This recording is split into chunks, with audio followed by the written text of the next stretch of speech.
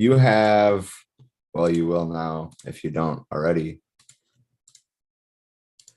that. You'll want that.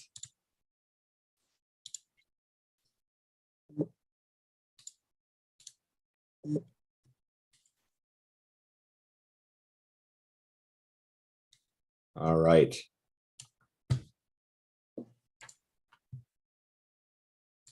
How? All right. Welcome.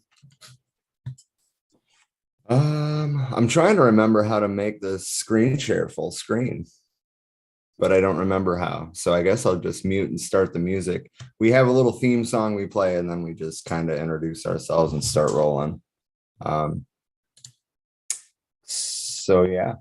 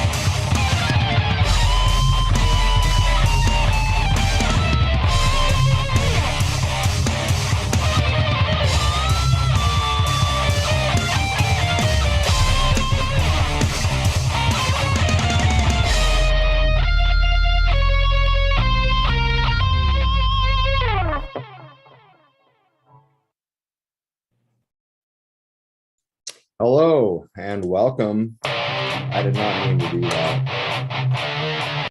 I'm having difficulties today. There we go. Welcome to the For We Are Many podcast. My name is Rob. That other guy is also Rob. And we will be your hosts and comrades this evening. Rob, since I think this is the first time you've come on the show, right? Yeah, no, I've been in the comment sections. That's about as far as I've gotten. Fair enough. If you want to introduce yourself at all, you're welcome to do that. Well, where should I start? But yeah, no, I'm other Rob Rich. One of the many Robs. Yeah, there's a lot of Robs going around. So yeah, no, I am a former member of the Green Party. I think that's where I think me and Rob I think we kind of got into the same circles in there. I am now a member of the White Panther Party and the Minister of Justice. So I think it's something I always like to make clear that a lot of my activism started when I was in prison. And that's more along the lines of human rights, this basic rights of, inmates. So one of those situations where you get forced to stand up for yourselves when you really have no other choice. So it kind of brought me to a stage of where I started, where I was anti-establishment, and then later starting to develop a level of class consciousness, and which, never stops developing. It's always emotions, as our conditions are always changing. So I'm always learning and open to learning. Try to stay up with the current affairs, and what you're going to talk about today. You're probably going to teach me a lot more than what I need to be on top of right now, but it's good discussion for sure. Yeah, I mean, it's been, hey, Zulu's here.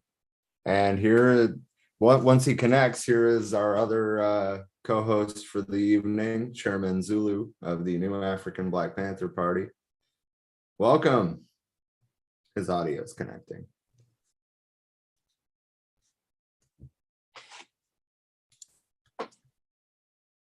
All power to the people. All power to the people. All power. All power. I'm at work, so I have to move around a little bit. Right on. We get in where we fit in. Word.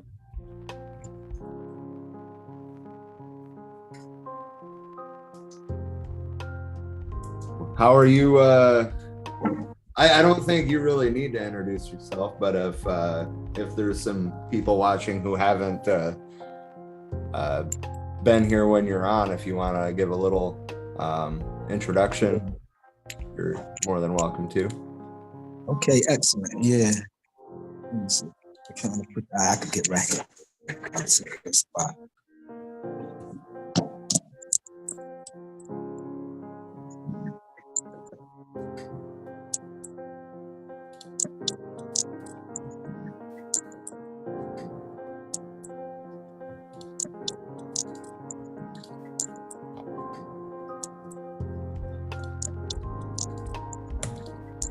I dig the outfit, Shaka. It's very proletarian. I dig the outfit. part of the working class. Amen to that. All right, I guess we can start diving into some of the things that I wanted to talk about tonight. We have fascists attacking infrastructure in North Carolina. I've also read that it has been happening in the Pacific Northwest as well. I didn't really. I knew about the thing in North Carolina. I already had links for that. I didn't actually look up the Pacific Northwest thing. So if anybody knows anything about what's going on out there, go ahead and say so in the comments. But I mean, I guess that's probably the best place to start.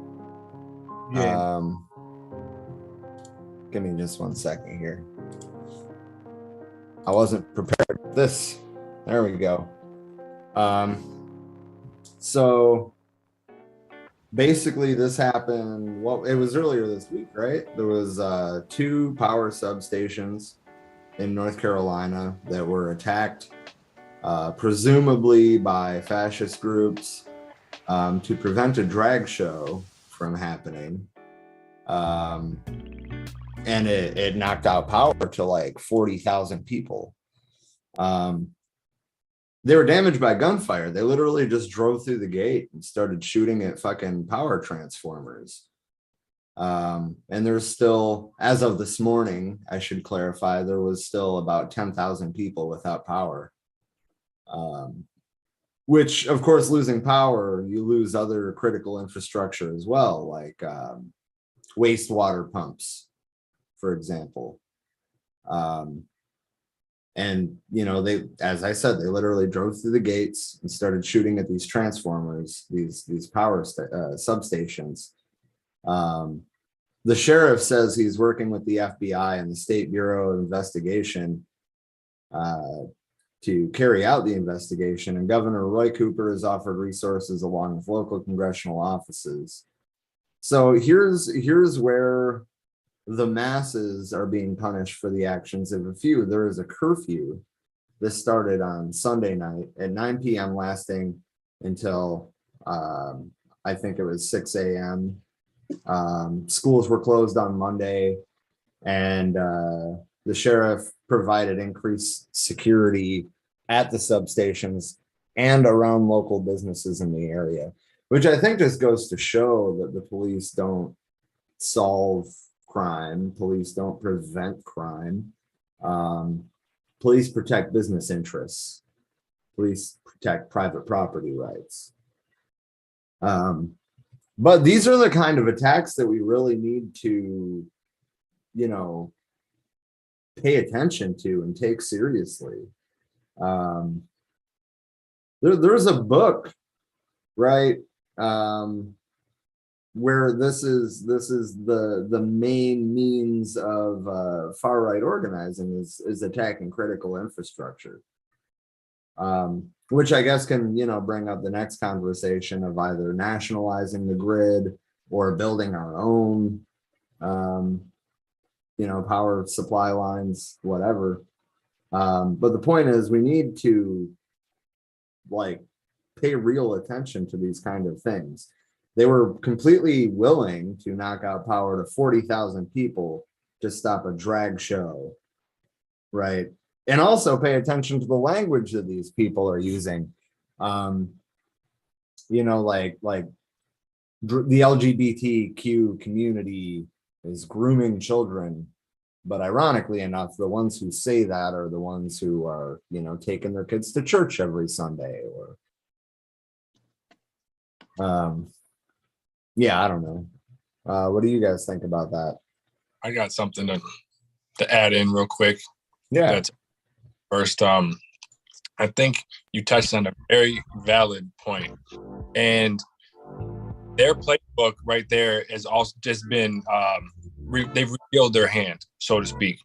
So when you said that we need to have some type of alternative power, that is like 100% correct, because these fascist type people, these people who don't care about anything other than their private property, their ideas, they have, I would say, an alternative themselves. A lot of these people who live are trying to build off the land, off the grid, off these things so they can withstand. And they're always talking about some type of civil conflict. And these are the ones who you see are marching down the streets with their big guns and all these different things. They don't care about the people. Someone died when that happened in North Carolina, from what I heard. Yeah, it was a case of necessary medical equipment not working due to lack of power. Right. So they don't take things into consideration because they're more conflicted with a drag show being put on. They don't care about human life. That comes way down the line. So like something like this really heightens the conflicts in which we see, and it's giving us a glimpse into the future and the things that they're going to be trying to do. They're going to be trying to take down these power grids, and more left-leaning people who live in the cities rely on these power grids. So that's something that we have to really take into consideration when we're talking about building alternative ways to survival. Because if we just put it in, the hands of whoever to decide, or the powers that be, by the time we figure these things out and how to respond, when it's going to be too late. So that's kind of what I want to add in on that. Yeah, no, I definitely want to chime in and say, I think that,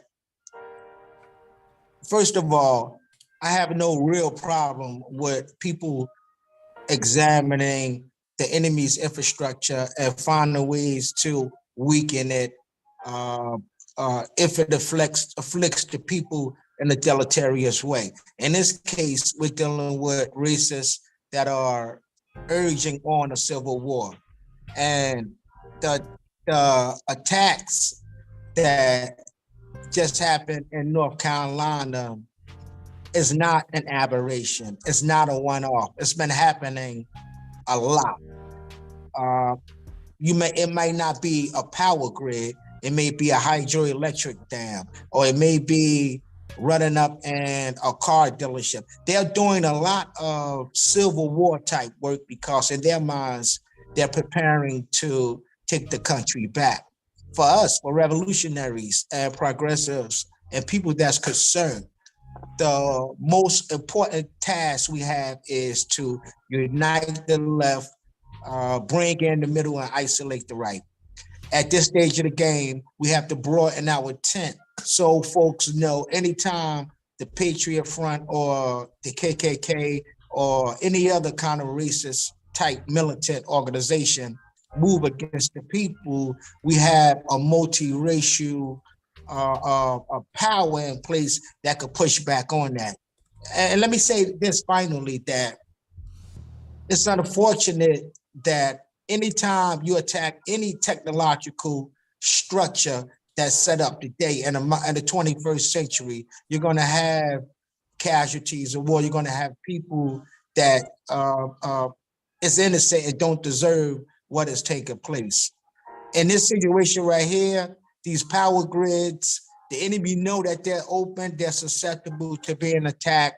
And I'm not being facetious when I say I think they knew the attack was coming and they let it happen so they can ramp up their repressive agencies to move against not those forces simply, but against left-wing forces as well. So the bottom line is we're moving into a different stage of struggle. And Donald Trump has allowed this kind of nasty, militant, reactionary organizing to take place. What we need to do is to prepare our forces, prepare the ground, so that way when our brothers and sisters are attacked, we have a position, infrastructure that can receive them and take care of them. But this is a war, and it's a positional war. And they're playing the game for keeps. The left wing have to look at that and say, well, maybe we need to begin to organize ourselves in a way that shows the world we're willing to defend ourselves as well. So that's my position on it. All power to the people. I'd kind of like to piggyback off that a little bit to say that you said that you believe that the cops knew the attack was coming. I would tend to agree with that. State forces historically have always backed, fascist forces when capitalism comes under threat. And I mean, look at the world around us and tell me that capitalism is not in crisis right now. All power to the people. I did have some questions, kind of typed out, like what led to these attacks. I think we kind of touched on that a little bit, but specifically, I think what led to these attacks is hateful rhetoric from right-wing talking heads that's been going on for years. They're still platformed in large or in mass on fucking Fox News. And I think the right-wing fascist-leaning ideologies ultimately are what led to these attacks. These people are afraid of anything that they don't understand. And well, they don't understand left-wing politics. They don't understand how a guy could, like another guy in that sense, or why somebody who they perceive as male doesn't see themselves that way. They just don't understand it. Therefore, they fear it. Then they other that group. And now that group is a target. Which brings me to my next question. Who do these attacks help? I think they help them because the bottom line is they want to spread that hateful ideology. They want recruits. They want resources.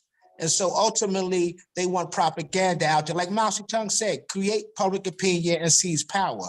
Obviously, they may not be thinking that deep, but the tactics they're utilizing is to enhance the image of their organization or their movement.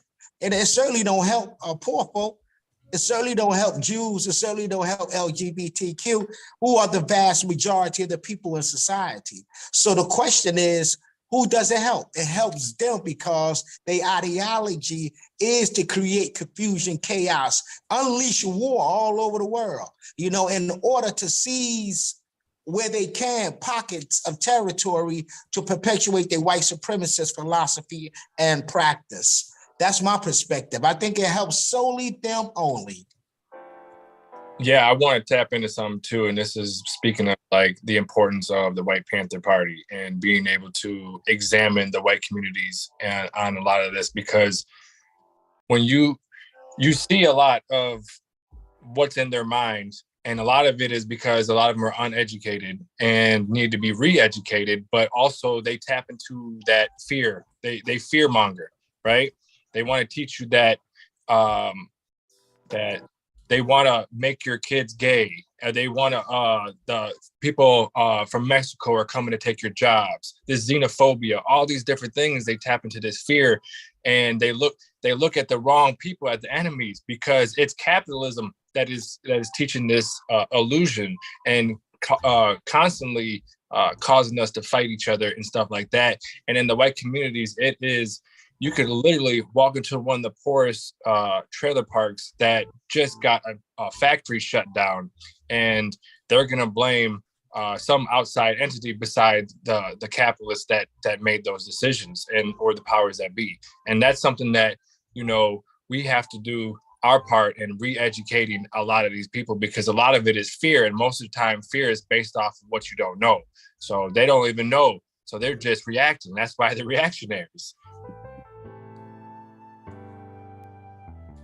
Yeah, totally agreed. So who ultimately is hurt by these attacks? And I mean, I gave my answer, which basically is the masses, right? Anyone who is not, one of these like fascist minded, like hardcore preppers is ultimately being hurt by this. As you pointed out, there's been at least one reported case of somebody passing away because their medically necessary life-saving devices had no power. I forget exactly what the device was, but point being, people, at least one person has literally lost their life over this. And then finally, how do we keep people safe from harmful ideologies like fascism? You can't do that. Even if I'm right here. Oh, on this phone right here? On a walkie-talkie? I'm right here in the meeting. I'm in the meeting.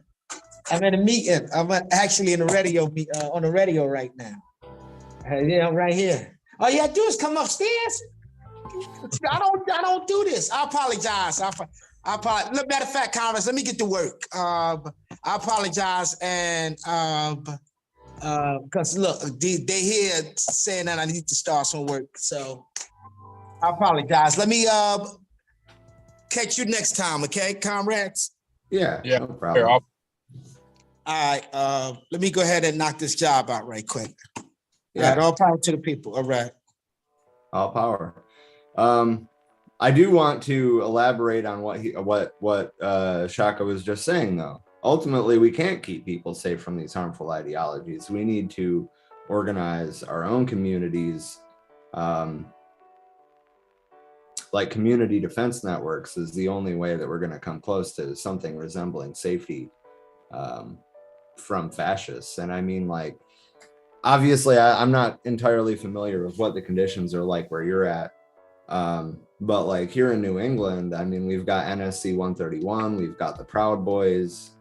Like there are definitely a lot of fascist-minded groups operating on the ground here, and we need to be a better alternative to that.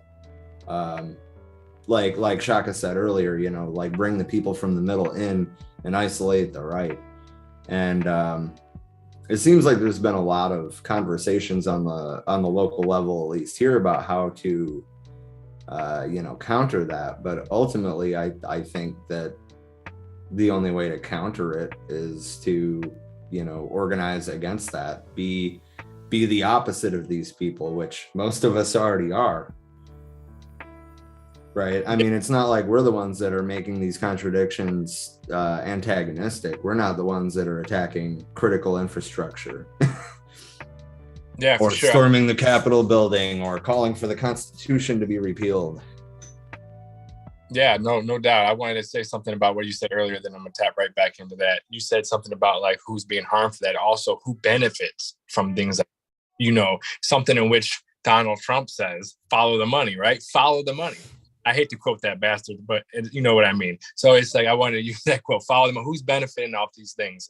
But on the subject and what you're talking about, like with fascism, these ideologies, and then you look at it at the core, a lot of this stuff starts with our children, starts with information, starts with little small things like PTA meetings. You see where a lot of these Proud Boys and these different groups are heading. They'll go and stand outside of schools. We're protesting critical race theory, even though it's really just makes these things that they're making up in their head, but they want to make their presence. So some kids might look at that and be like, oh, look, these are bad guys. But there's a lot of kids may say like, oh, look at these. I don't have a role model. Look at these. These are grown men out here. I'm going to look up to them. And then they fall down that pipeline. There's the music and all these other aspects of it. And that's why I never fall into what people call class reductionism, right? Because there's a lot of these ideas that strengthen this structure in which we have right now, right?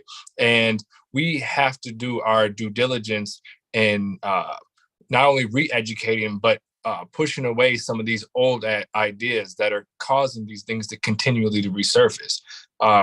So sometimes, showing up at those PTA meetings, may get real hostile and turn antagonistic, but it's our duty to do these things if you can. Also, setting up alternative circles of education, because let's be honest, our education systems are not set up in the favor of our class. So if it's something like a public library where you could have people, parents and their kids come, where you could start teaching alternative ideas and real education, then do it if you can. And a lot of times these public libraries are free access to their offices and things like that. So that's something to really consider. And things like Zoom, if you can. Yeah. Do you have anything else to add on this topic, or should we just move on to the next one? Me personally, I could talk forever. It's true. You should see him in meetings. Everybody's like, got their fucking finger on the leave button. And this motherfucker's like, wait. Hey, it's cool too. A lot of people who might be watching this that are friends with me on Facebook, maybe this is giving a glimpse of, some of really am in real life. Oh, man. All right. I guess I think it's safe to move on to the next topic, which I was talking about New England, just 30 seconds ago or so. The state of Rhode Island, more specifically, Democratic Governor Dan McKee, issued an order this morning, to evict a pretty sizable homeless encampment that's literally on the Capitol State House's lawn, which I think is an effective place for a homeless encampment. It's a very clear statement of, hey, you are failing to meet our needs. You know what I'm saying? Like, yeah. And basically it comes down to like liberals clutching their pearls and being like, oh, well, I don't want to look at this, without ever acknowledging that their system is the reason that these people are living in squalor on literally the lawn of the State House. And I wanted to point out that Dan McKee is a Democrat, because he literally just won re-election by a pretty sizable margin.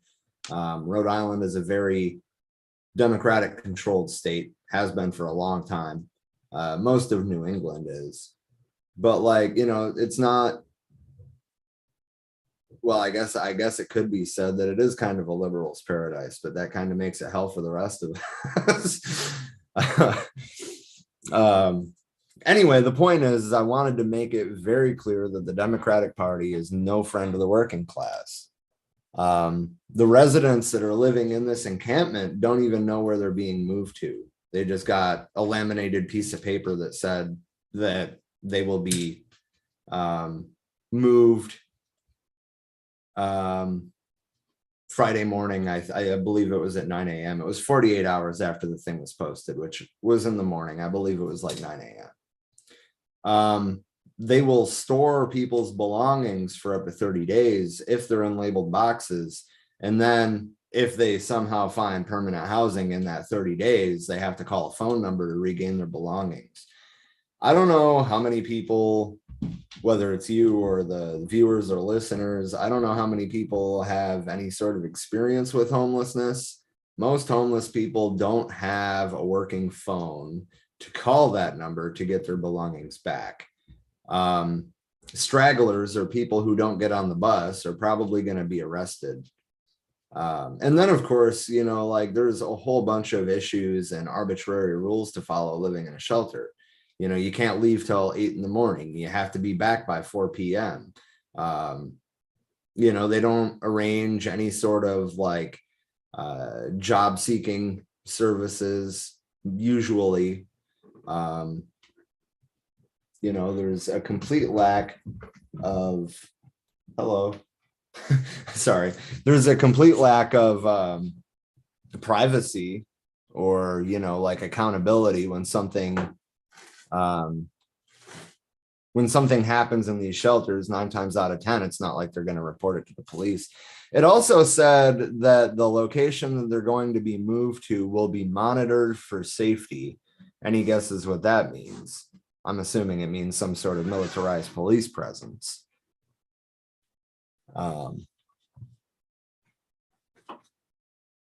Do you have any? Well, and I also want to elaborate that this is not a Rhode Island specific issue. This is every major city in America. Right.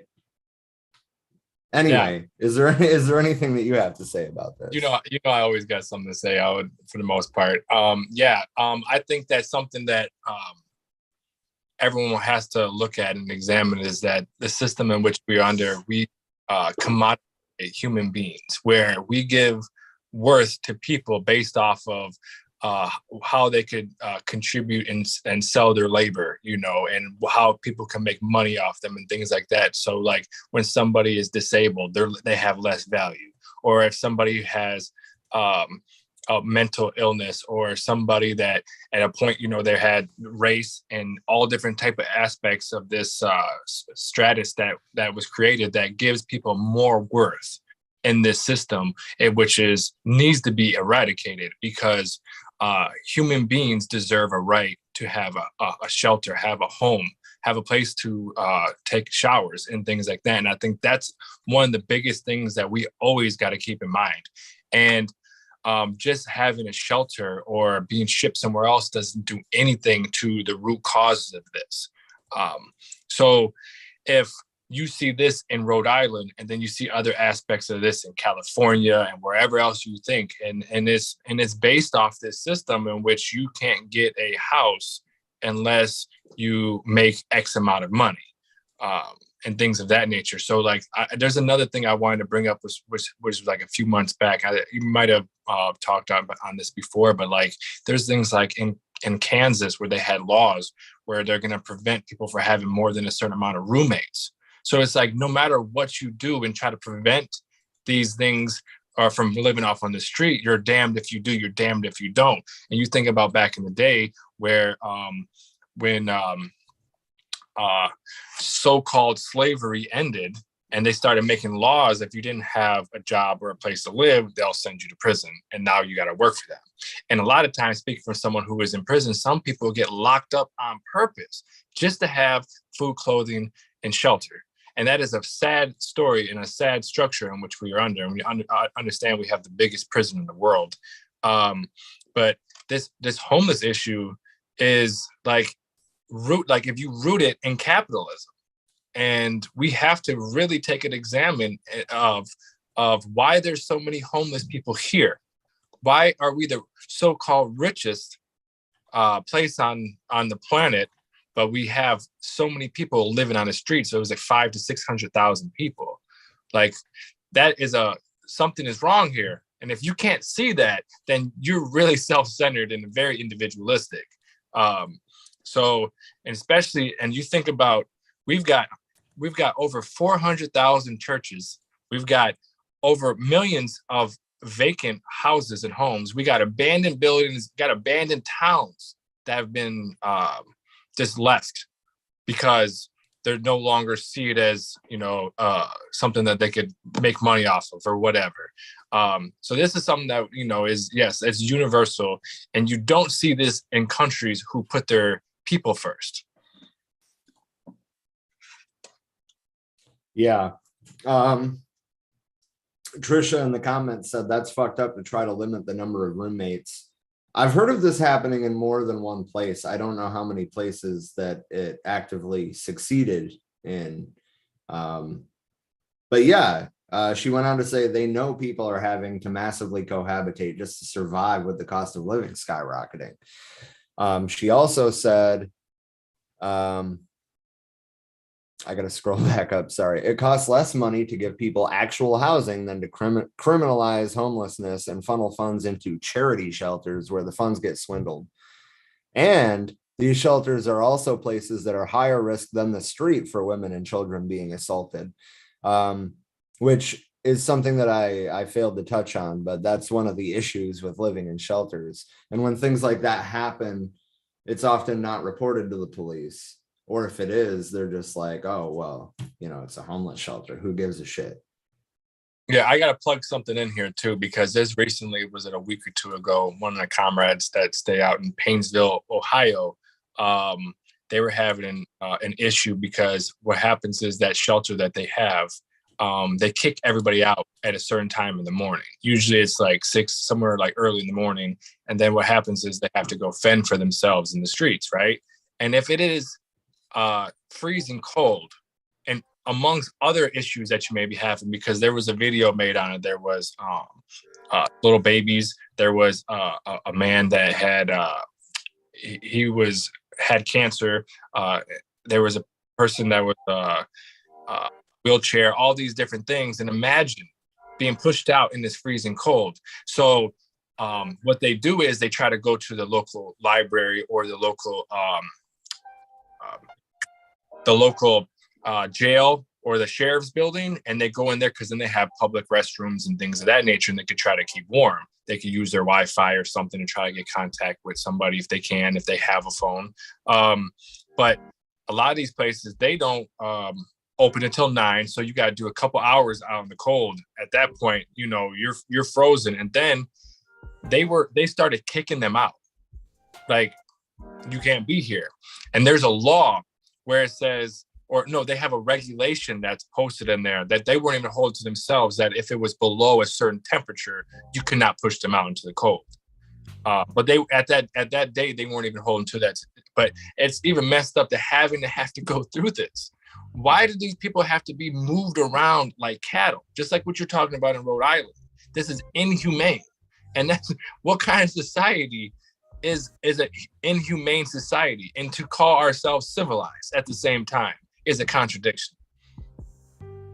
Yeah. If you are in New England, if you're in driving distance of Providence, I think that more people should show up Friday morning, keep track of, you know, where these people are being moved, make sure that they're safe, document what's happening, because they don't even know where they're going. And they're going to be separated from their belongings, which is a whole issue in and of itself. They have to call a phone number to get their shit back, which is a problem in and of itself. I mean, I could go on and on about homeless shelters. The point is, though, is that there's something that we can do about it, right? We were talking about the Poor People's Army earlier today, right? Like, they're not fucking around. They've been seizing property and housing homeless people for the better part of a decade. Like, they're obviously very dedicated. They're very experienced at this. But the point at the end of the day is that they hold workshops. They teach anybody who wants to learn how to do exactly what they're doing. And I think that that's something that, regardless of our geographical location, that we all need to be doing. Housing is a serious issue right now. Well, I mean, it always is, but, you know, like, I've never seen homelessness on a mass scale like I'm seeing right now, besides like dystopian movies or the Star Trek episode where they go back to 2024. Like, hey, weird how that's lining up. But anyway, the point is, though, is that we need to actively do something about this. Like you said, we can't just keep moving them around like it's cattle, or like they're cattle. Sorry. We can't just keep allowing the state to get away with this, whether it's Rhode Island or Texas or California. It's the same shit everywhere. Yeah. And this is where I think when you talked about the Poor People's Army, people check out their website. It's really good. I know that in the Philly area, they seized and took over about 50 or so abandoned properties and made them livable. And they teach classes on that as well. They're a part of the Second Rainbow Coalition. So please check them out. They are very good people, and they don't mess around. Something to really take into consideration is when we say, you know, all power to the people, like, what do we mean by that, right? And it's one thing where one person who may be homeless could go sit and squat on a one of these abandoned buildings and try to take them over. But there's other things to take in consideration that requires a lot of social power. So if you're in that house, it's all right, but you could take over, like out in Gary, for example, there's a lot of abandoned houses out there, but they're uninhabitable. Like it's unsafe to live in these houses. And that's one of these legal requirements that some of these laws that allow you to take over abandoned places are. So being able to organize, find comrades, people that, I mean, they might not even have to be ideologically in line with everything that you say, but somebody that will get down and help you. Because imagine if you have an abandoned house that's just sitting there and you're all alone trying to fix that up by yourself. That could take forever, take a lot of money. But if you have a community that's all on deck, we could change a whole block with the people who you may know, who knows how to fix electricity, plumbing, roofs, these things. This can make a huge difference. And all it needs to be is tapped into and organized. So that is huge. And that is very important. Yeah, agreed. James said in the comments they do that here too, and everyone in the area gets pissed off because of them loitering in front of their businesses. And I replied, I hate how much people punch down. Imagine being a paycheck or two from the exact same situation and judging others. Like, seriously. I don't know a single person who's not a couple of paychecks away from being homeless themselves. So one of these things that you'll say, see what a lot of these businesses, right, is that they're so patriotic. They are so for, you know, those who served in the military. They give discounts. You get a parking lot up front or a parking spot up front, all these different things. But a lot of these people that are homeless or suffering from some type of mental illness that are out on the street are those who once served. And that's something that's really taken consideration. And I call those people out on a daily. But, you know, when you see a lot of these, and I hope it's not coming from a small business owner, because a lot of these small business owners are more likely to lose everything, go bankrupt and these things, and they could be out on the street. So that's, irregardless, it's still a human right to be able to have to do these things. But if you were let's just take that avenue for a second, right? And if you were a business owner, right, and down the street from you, there's this abandoned house that's in there, wouldn't you rather them go in there and take over it and fix it up to make it livable, opposed to this house that's falling apart? I think that makes more sense. Or what happened to the property value of these abandoned buildings being in this area? You know, I think that regardless of how you look at it, it's a benefit on a lot of different spectrums. Yeah, completely agreed. Now that we're, I guess, quiet for a second, Austin, I think that a decent chunk of the people watching probably remember Austin. He used to be on the show fucking all the time. He's another, well, I don't know if you're still involved with the Green Party, but I know that's how we met. No, not too much. I like the Tupac shirt. Thank you. And I'm pretty sure I know the other Rob in here. I don't know though. Are you on TikTok? I am on TikTok. I'm pretty sure we've talked more than once on TikTok. Oh yeah. From Acers Live and stuff. Oh yeah, that's me. Yeah, you're the truck driver. Yeah, you go plug it in, Midwest or Mayo West. Yep. I knew it was you Mayo. when I saw you. I just wanted to say what's up. But no, I'm not with the Green Party anymore. I basically, when I run, I'm going to run no affiliation, independent. So, but I've been looking at the Unicorn Party, but I'm not sure about them yet. I still have to do more stuff, more research, but we'll see. Fair enough. But it's been a while. Yeah, I've been MIA for a little bit on TikTok based off of just had a newborn, other stuff. Oh, congratulations. I fractured my elbow, all types of stuff. It's been a roller coaster. Thank you though. how'd you find For We Are Many? Oh, well, in the beginning, I kind of gave an introduction. I'm That sorry, that wasn't. we got, I think, more affiliated on, like, I would say left social media, just like how we kind of got associated, but also we organized with a lot of the same people. We were part of the Green Party. I was actually a Yes member, a dues paying member for a while, the Young Eco-Socialist, things of that nature. So we kind of bumped heads initially. It's a small world, isn't it? It most definitely is. There's a lot of us out here, you know? Yeah. Yep. Hey, what is Rob Strong's name on Facebook? Rob Strong, I think. That's what I thought. I must not be friends with him on this page. Natalie said in the comments that her son just lost his job and it's in LA, $, California. I'm worried. I don't blame you. Rents in LA have been, way high for a very long time. Yeah, skyrocketing.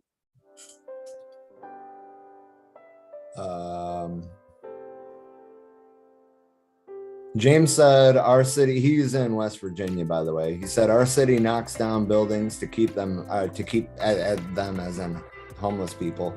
Our city knocks down buildings to keep homeless people out of them because they catch them on fire trying to stay warm, etc.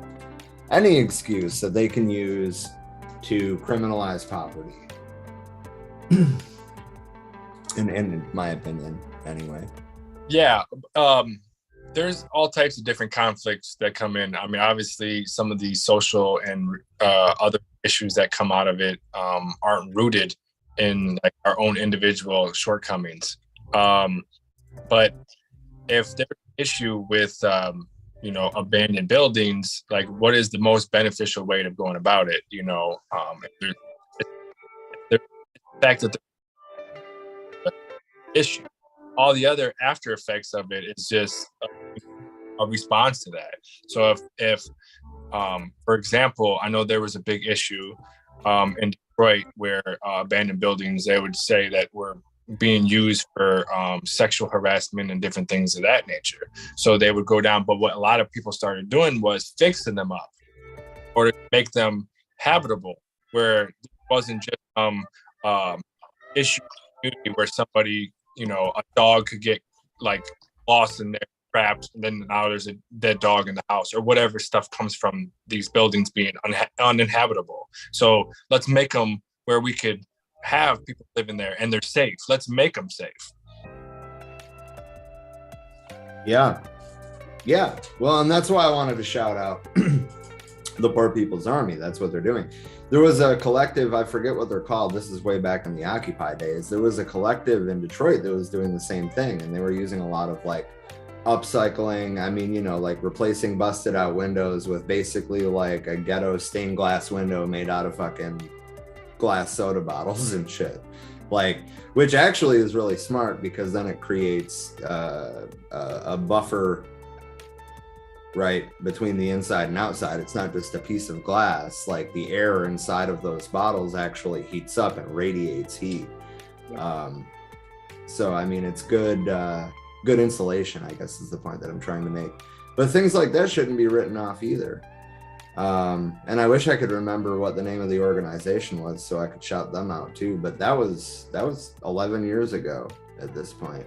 So I mean, the point is that there are models that we can follow, that we can adapt to our own communities.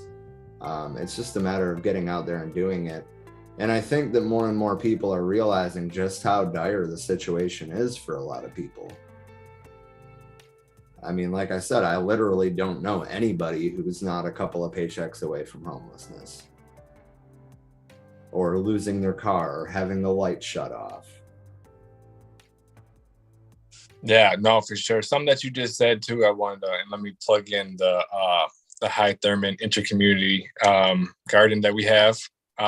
That was a abandoned property right outside of Gary, Indiana, that we converted into a community garden. And I'll tell you what, that a lot of those people that are in the community rather see that and actually benefit off of that than have some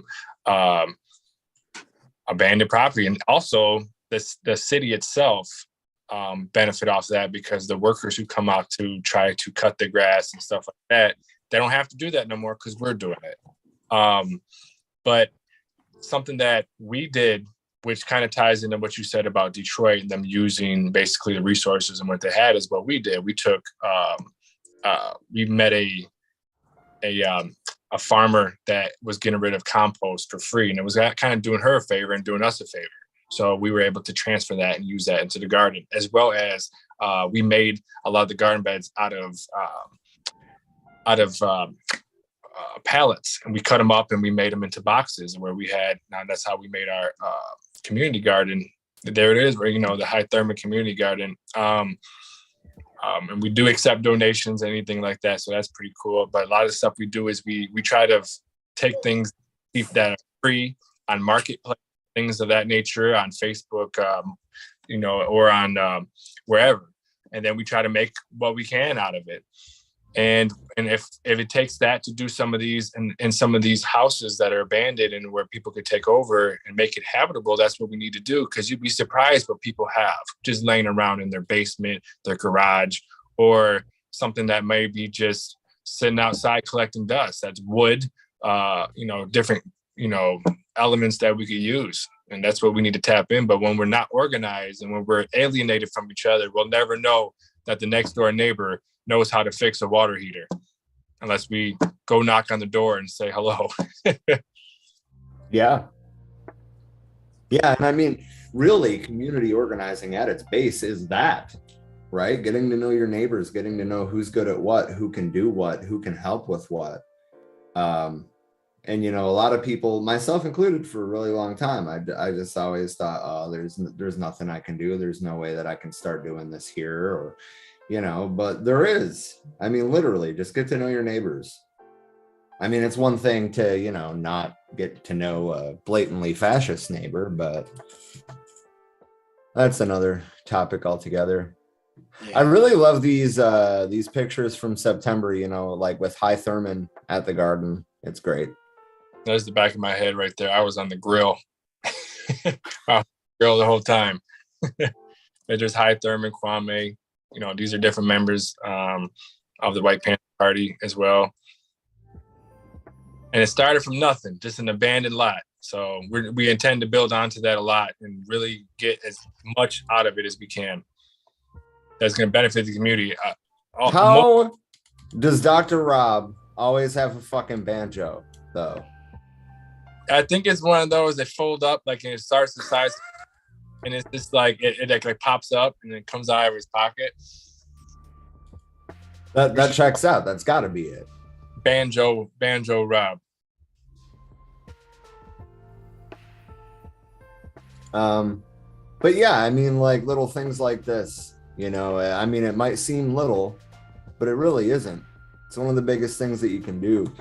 I mean, especially when we're talking about, the price of food or the price of housing or the price of healthcare. Okay, well, what can we meaningfully start with? Food supply chains. How can we do that? If there was a public inter-community garden like this in every community, we wouldn't have to worry about buying overpriced produce from fucking Walmart. Yeah. It's a matter of we take care of us. Yeah, no doubt. And it kind of ties into what we were talking about earlier when I brought up about where they cut off the electricity out there in North Carolina, and how we need to be able to build, an infrastructure that we're able to survive, because we are in the hands of the enemies, so to speak, and especially in urban areas in which urban gardens mean that much more. And that's, for example, in Inglewood, that's one of the more impoverished areas in Chicago, 63rd in that area. They've actually started shutting down a lot of those businesses out there of produce and stuff like that, where they're having a lot of shortages. So community gardens and stuff like that in those neighborhoods will go a long way.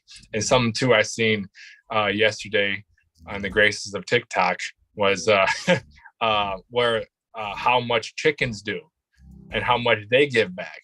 And something, if you have the ability to have chickens, how, you know, that could be a huge benefit.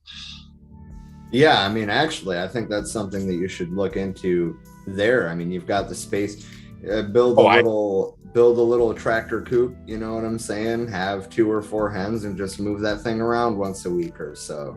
And, you know, watch how much healthier the soil gets. Or, you know, collect their droppings and use it, just throw it in your fucking compost. But specifically them scratching and pecking, that aerates the soil. Right. I mean, I'm not gonna go down that whole rabbit hole. There is a whole list of benefits of having chickens in your yard. If you have the space and it's not against your local ordinances, you definitely should do it. And even if it is against your local ordinances, you should probably still do it. Community chickens for everybody. Hell yeah. Eggs are a human right.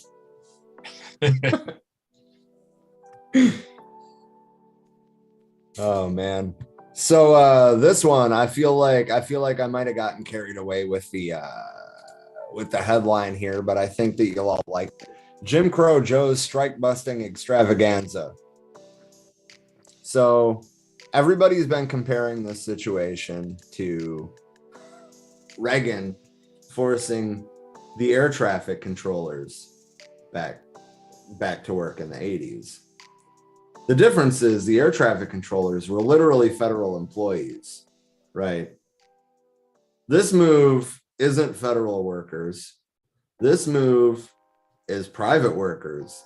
This puts Biden to the right of Reagan. Like, I know that we're in fucking Ronald Reagan's like 11th or 12th term at this point, but like, does this make it a little more obvious?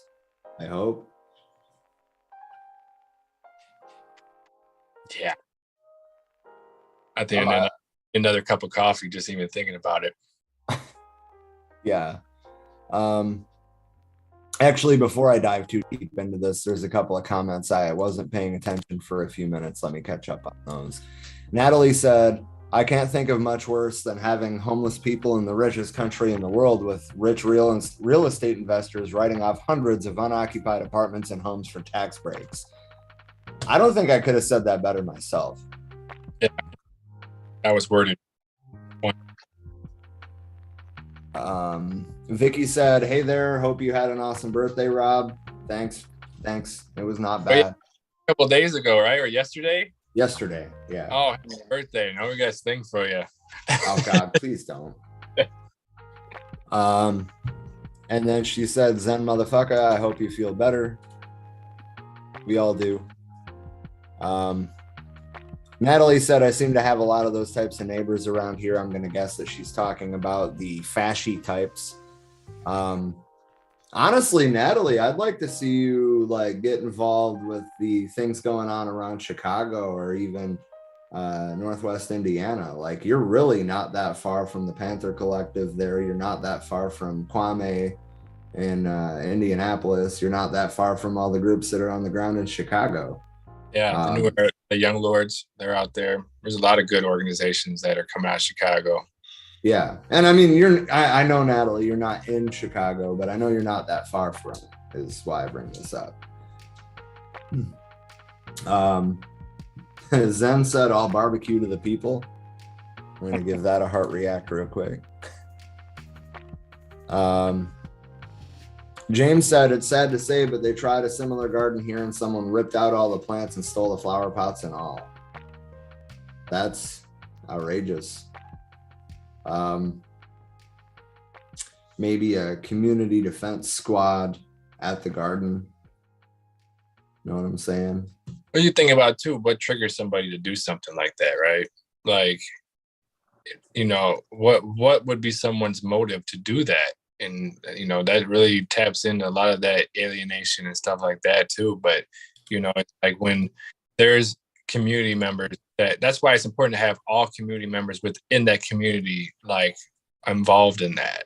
May it be just, you know, dropping some of the, you know, like we did that, we dropped off tomatoes and stuff to them in the little bags, just as like a token of appreciation for being just in the community, a gesture, so to speak.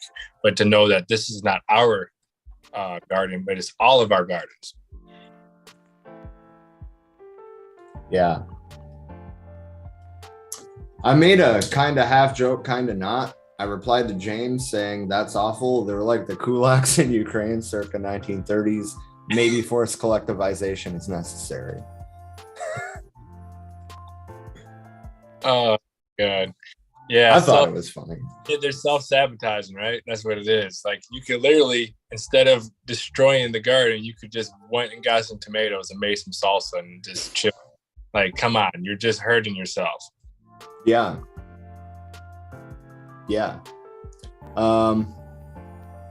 Anyway, yeah, back to the topic that I brought up and then circled back.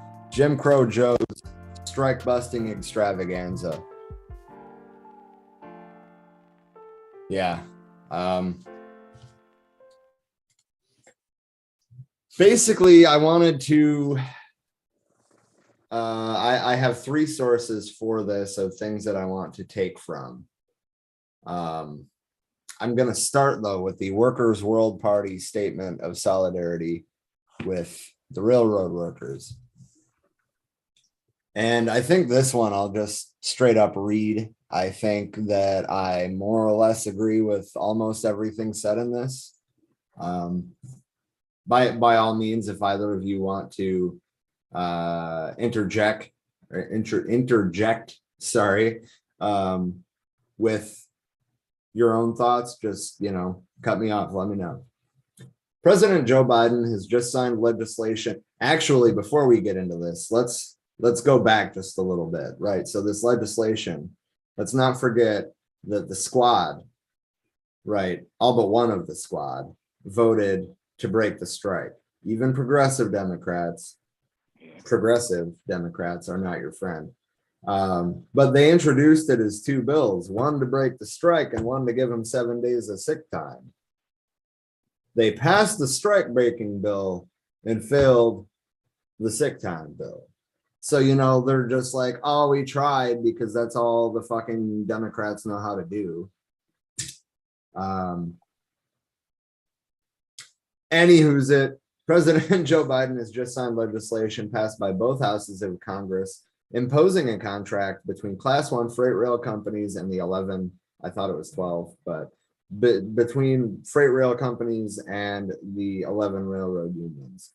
Thus, with the stroke of a pen, the CEO of the capitalist state, Joe Biden, stripped these unions of their most basic right, the right to strike. And I'm going to interject here. I know I said you guys can interject if you want, but I'm going to interject right fucking there.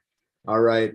100 years ago, right, it was like, hey, boss, me and the boys decided that we're going to go on strike. And if you try to stop it, we're going to have to use force.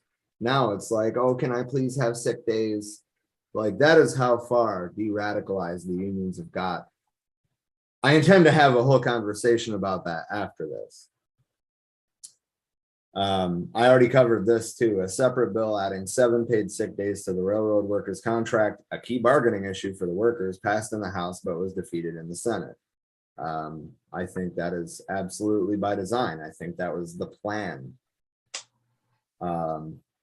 This anti-worker legislation should shatter any illusions that the Democratic Party is the party of the working class. Biden signing the deal gives the lie to his phony statement made for the umpteenth time on Labor Day 2021 that he intends to be, and this is an actual quote, the most pro-union president leading the most pro-union administration in American history. I just want to let that. We laugh about that lie. What is the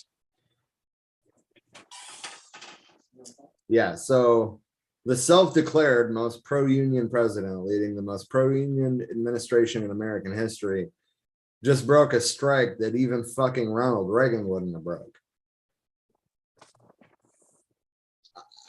What? And I mean, even okay, so my dad does not share my political beliefs pretty much at all, right? But even that, he was like, well, like one of the things that I didn't really like about Reagan was him sending the air traffic controllers back to work, but they were federal employees. How the fuck does Congress have the right to tell the railroad industry to get back to work? And like he was straight up a Trump guy. So I'm just saying. Rail unions have been trying to negotiate a just contract with the carriers for over 3 years. Their last strike was in 1992. Congress forced them back to work then too. Since that time, the rail workforce has been systematically cut from 500,000 to about 130,000 workers, with train teams of only 2 people, which move more freight with about a quarter of the workforce. I think the argument can be made that regardless of what industry you're involved with, that's the general rule. They expect more and more productivity out of less and less people. We see it in restaurants, we see it in retail, we see it in manufacturing, we see it in the railroad industry, the trucking industry. Across the board, this is the case. They expect more and more out of fewer and fewer people, that they're paying less and less over time. Now the companies want to reduce the 2 worker train teams to one engineer operating mega monster trains. This sounds like a kid's movie. Mega monster trains. Man, a 3-year-old will love that shit. That was supposed to be a joke. I get it. I'm not funny. 4 unions representing a majority of all railroad workers have voted to reject the tentative agreement brokered by Biden and Labor Secretary Marty Walsh in September. The workers' main issues involve scheduling their work time and to take paid and unpaid time off for health situations and family events. They've been saying since day one that that's the issue, right? You can't always schedule a doctor's appointment, especially if it's like a specialist 3 months out, right? You don't know when you're going to be sick. And to have to take either their paid vacation time, which is supposed to be for vacation, or their straight up unpaid time off, assuming that they aren't coming up on the cutoff limit for absences. It's not tenable. I mean, they're on call 24 hours a day, 7 days a week for most of the fucking year. And you mean to tell me that 7 sick days is too much? The fact that Warren Buffett, right, he owns the biggest rail line in the fucking nation. The fact that Warren Buffett's wealth is like damn near doubled since the pandemic, and he can't afford to give his fucking employees, he can't afford to give his employees fucking sick time when they're literally the people that make our economy work. I think says all you need to know about, these woke billionaires, right? I mean, he pretends to be on the right side of all sorts of issues, but seriously, you're not going to give your workers sick time when you're worth billions of dollars? Because at the end of the day, all he really cares about is that bottom line. Yeah. Capitalists only care about capital. They don't care about the... Exactly.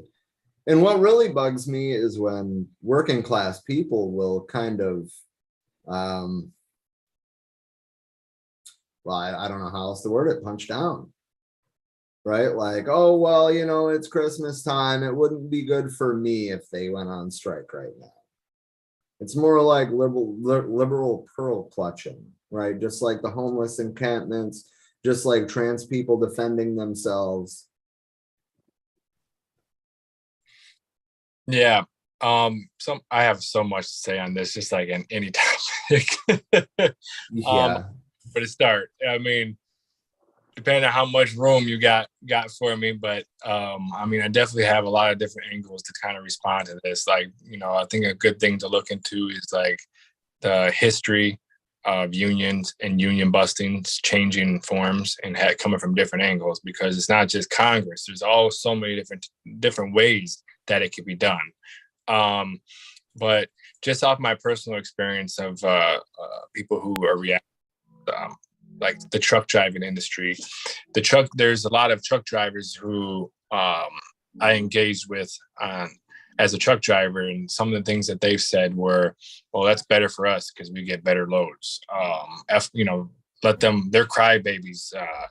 I don't even get any work. I don't get any sick days so I don't care about them or whatever. Like there's this divide, and there's this a lot of anti-union rhetoric that comes around, and some of it, there's some good points in it where maybe unions reps may be sold out, but that doesn't alleviate the fact that workers organizing is so important on all realms, because if we're not looking out for each other, then who's going to look out for us? The capitalist class? Like, no, not at all. Like, that is a contradiction. There's no level of where the employers or the capitalist class, they're going to put us before their profits. That's not how capitalism works.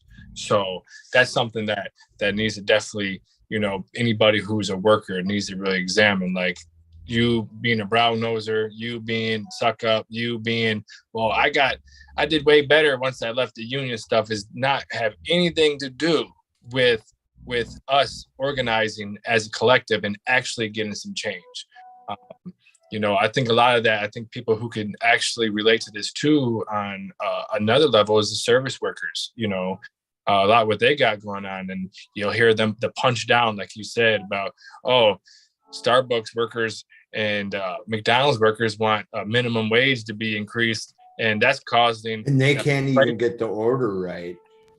Right. Or you got the pat socks, like baristas aren't proletarians. Yeah, these people are very, I would say, labor aristocratic, where they have this, they're on this high horse where they believe. And honestly, if anybody who takes a look at this aristocracy itself, it's shrinking.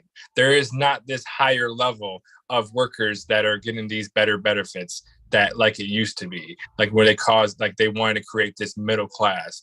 And that really is shrinking so much, where you're not too far off from being, like you said, not too far off from being homeless. You're not too far off from losing all those things that you get in your gated community. And that's something to really look into. And then these same people will be like the HOA type people, like housing, but that's like organized housing. But anyways, something I wanted to say, if you give me like a couple minutes, I want to tie just a couple brief points in real quick. And this is, I'm just going to briefly go over this article. It's out of workersorganizing.org. What is the Taft-Hartley, and why is it bad? And I'm not going to get into all the details of it, so I'm just going to briefly go into it. I just would tell anybody to go read some of it. It's got some good points in there.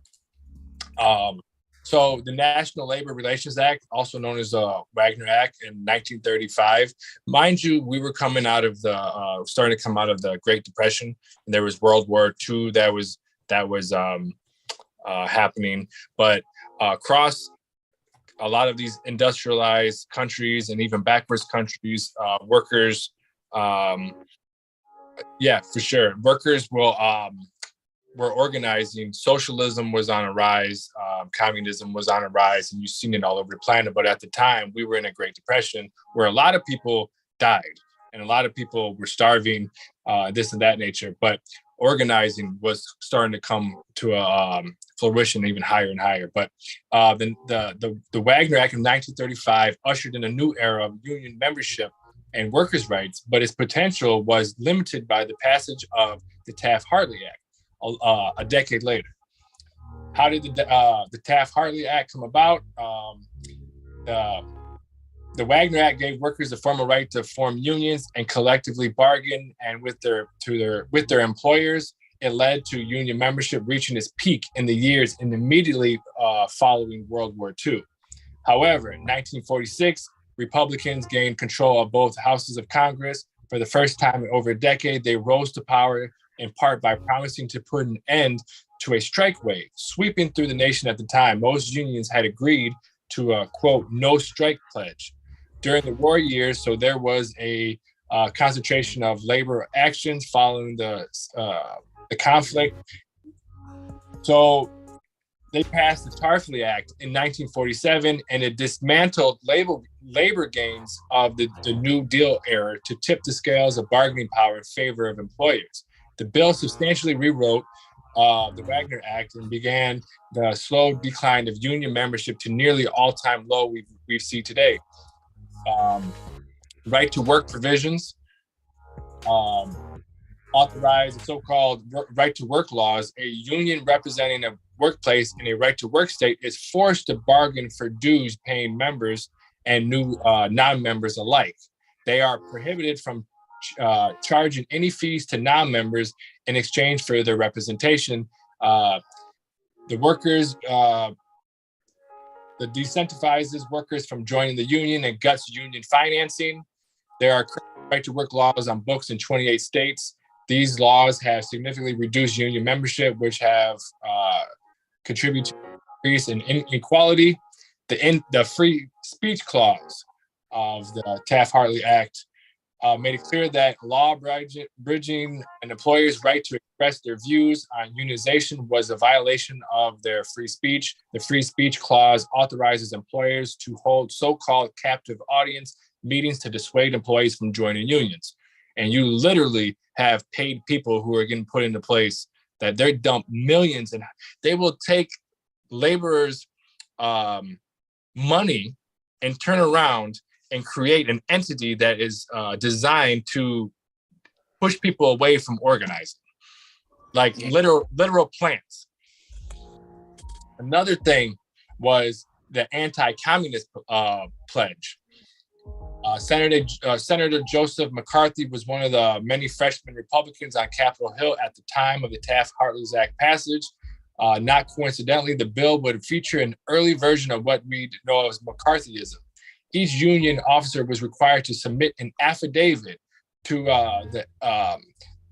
stating that they were not a member of the Communist Party or any other organization supporting the overthrow of the United States government.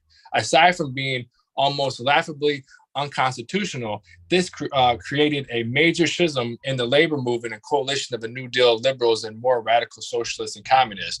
And a lot of people don't know that a lot of people back in those days were socialists. You know, you look at the rise of Eugene Debs.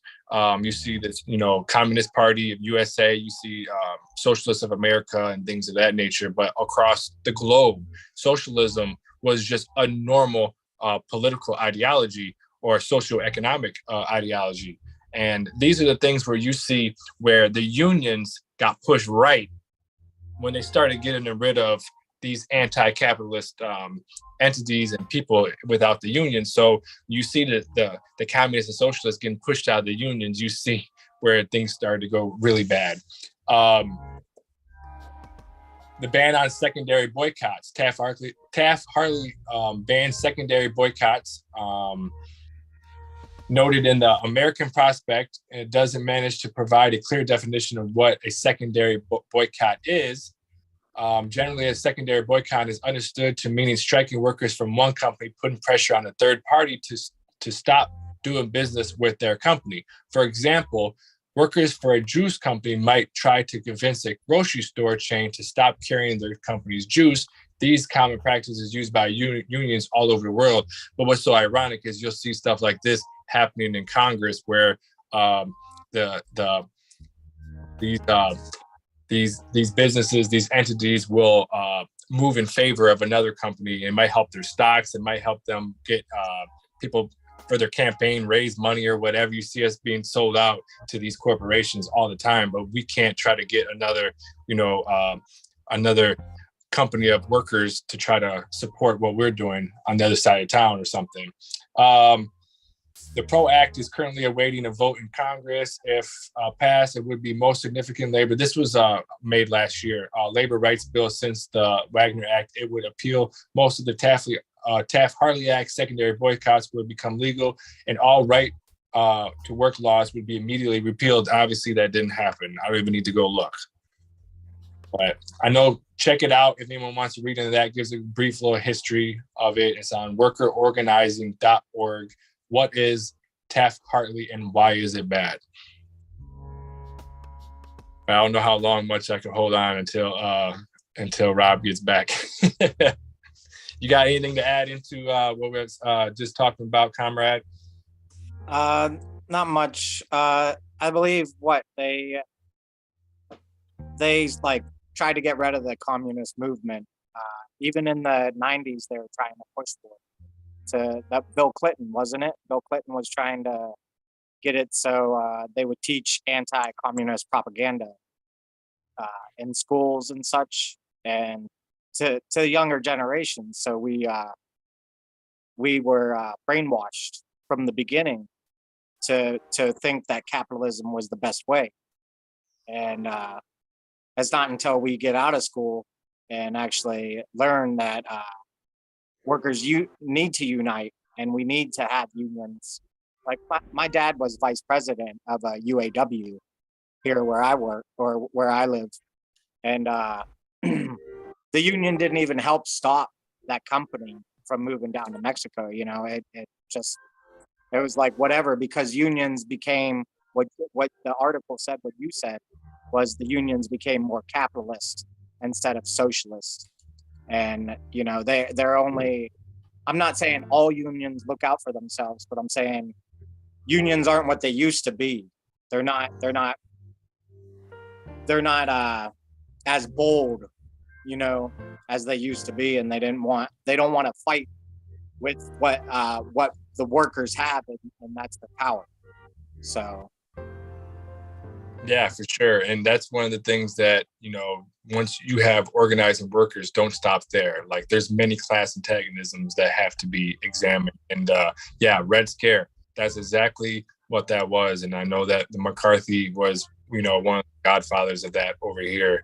And I know that in Florida, I think DeSantis, I can't remember, so don't quote me. I think they were trying to push something that was pushing anti-communism type stuff in the schools right now in Florida.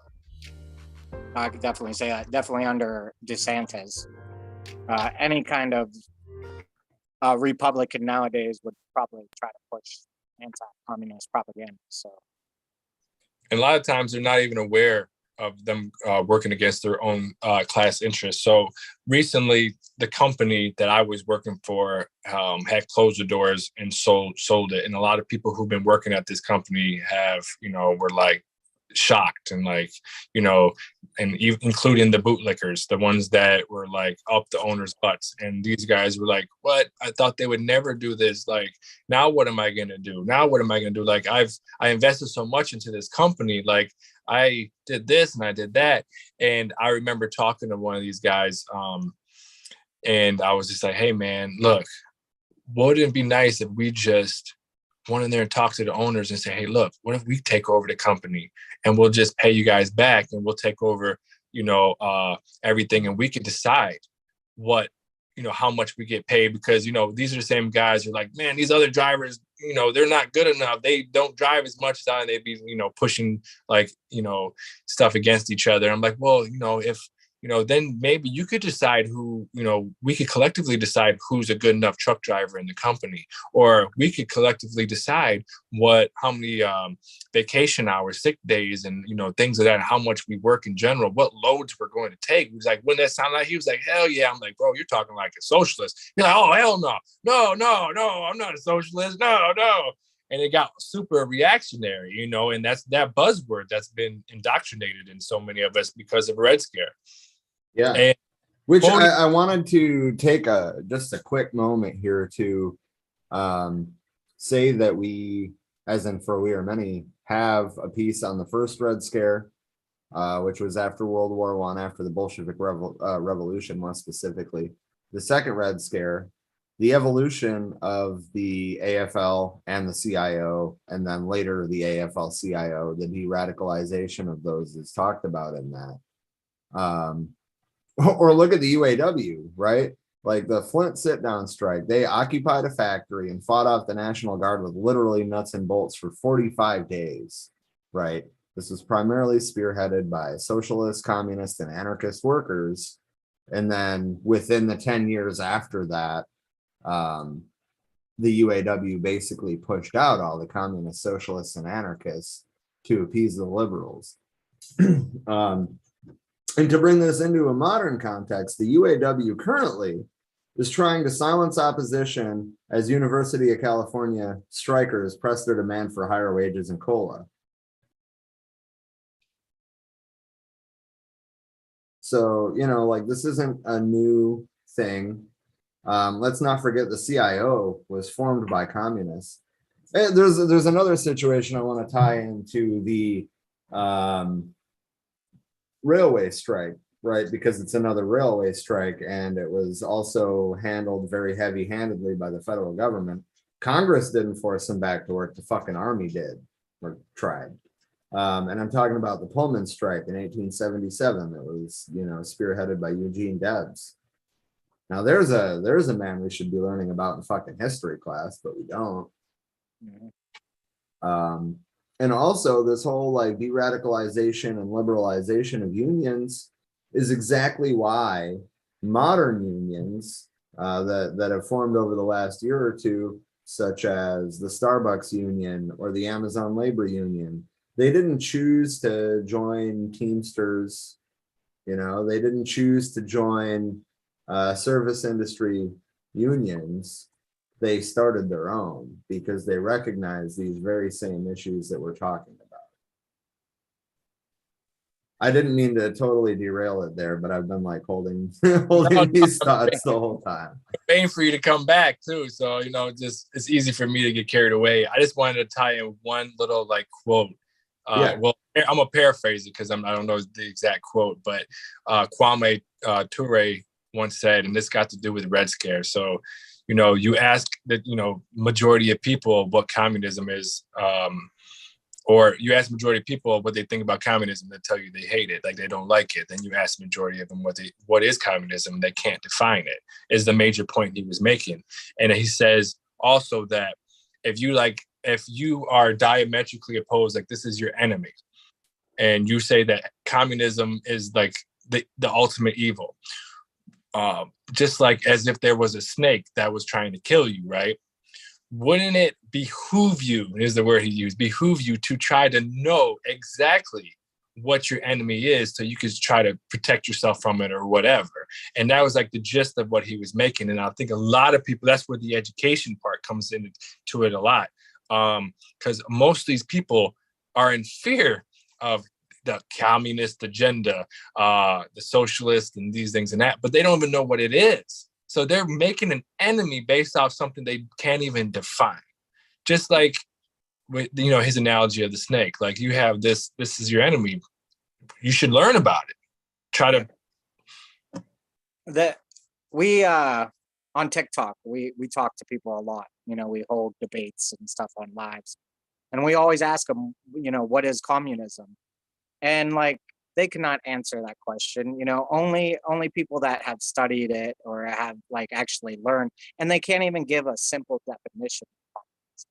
It's usually like a dictatorship, or they always point to like North Korea or, you know, stuff like that. And it's like, you have no idea, right? And they can't even admit that they don't have an idea of what communism is, because the propaganda in the United States has fed them so much lies that it's beyond them to even look up what communism is, you know? Oh yeah. Yeah, 100%. I mean, okay, once again, my dad is like a Trumper, basically, right? But yet when we talk about economic or employment issues, 90% of the time, if I don't use any of the big scary jargon or any of the buzzwords, right, we agree on 95% of fucking everything. But I can't just be like, oh, hey, you're sounding pretty communist there, because then he won't listen to anything else I have to say ever. Oh, exactly. Yeah, it's pretty messed up. Even on the flip side of things, you ask like to try to be more like upfront, like what is capitalism? Can you describe how it functions, what it is? And you know, a lot of times can't do that, because sometimes when you examine the system which you're in, you'll see those contradictions and those conflicts, you know. Yeah. And don't get me started on the whole black book thing, because we all know all three of us could debunk that book real easy. Oh, And, the black book on communism. Oh yeah, my God. yeah. You And, remember in the group chat when Don brought up the Holodomor and then just like left the chat? Like Yeah. that's the kind of mentality that you get when you're trying to talk about things like the USSR or communism, and people will take something like that and run with it and discount the whole ideology, throwing the baby out with the bathwater because of Western propaganda. yeah. And they'll be like, oh, well, the government lied to me about this, this, and this, but they would never lie to me about that. Those are those fascists deflecting, right? Because what I just gave on some examining the Taft-Hartley Act and us coming out of World War I, World II, and all that stuff was that we had a lot of people dying in here in the Imperial Core, like in the US, from the Great Depression, from lack of food, lack of healthcare, all these millions. So it's like they don't even talk about those numbers. They'll go go ahead. I was going to say, I think it's estimated that 140 million natives alone died from the birth of capitalism. So I mean that alone, you know. Yeah. Yeah, and I mean, of course, it's just an estimate, but these estimates are put out by the academic and religious institutions that perpetuated this genocide. So, of course, that estimate is going to be greatly under-exaggerated. And then the opposite is going to be overly exaggerated. Yeah. And if they've done studies like in Russia, and they've said, you know, they've said, you know, would you go back to communism? And I think it's like upwards to like 70-something% of the population in Russia say, yeah, I would rather go back to communism because we were treated better. We had, you know, actually our needs met. And yeah, people that have experienced like a form of communism or even socialism. I know, you know, there's been no true communism, you know, besides like indigenous people, but to experience some sort of socialism, you and then you experience capitalism. It's totally two different things, you know. One's for the people and one's against the people. And right. I mean, if we could just teach the people that socialism and communism is actually for you, and you could actually have more, you could do more with your life instead of selling the most important thing, which is your time, to people, you know. Yeah, I don't think having sick days should be a problem, like, period. No, that is great. Yeah, I mean, honestly, I don't care if you're flipping burgers at McDonald's. You should not have to miss out on pay because you're sick, especially working with food. Holy shit. Yeah, I want a year off for when we have children, you know, for maternity leave for both the father and the mother. The USSR had a full year for mothers, and I think it was 6 months for fathers. I mean, I'm not sure what it is today in like Cuba or China, but I'm willing to bet that they at least have legally protected parental leave. Yeah. What happened to being pro-family in this discussion where you want to spend time with your family and all that stuff, but that goes out the window because you need to pull yourself up by your bootstraps. Yeah, completely. Yeah. So while we're still on the topic of unions, I guess I kind of want to wrap up this section. And the next one's going to be really quick because, I mean, we've all talked about it for years at this point, and that's going to be police brutality. I just wanted to point out a statistic that I read the other day, and I wasn't surprised by it, but I feel like a lot of people will be. I'll get to that in a minute. First, I brought up Eugene Debs for a reason, right? As far as socialists in the U.S., especially during the Red Scare. I mean, I don't think you're going to find a more proletarian man than Eugene V. Debs. And I just wanted to read like 3 or 4 quotes from him just to kind of like give you a glimpse into what his thought processes were. This one you've probably all heard. It's one of my favorites. It says, he says, "While there is a lower class, I am in it. While there is a criminal element, I am of it. And while there is a single soul in prison, I am not free." Basically, it's a long-winded, an injury to one is an injury to all.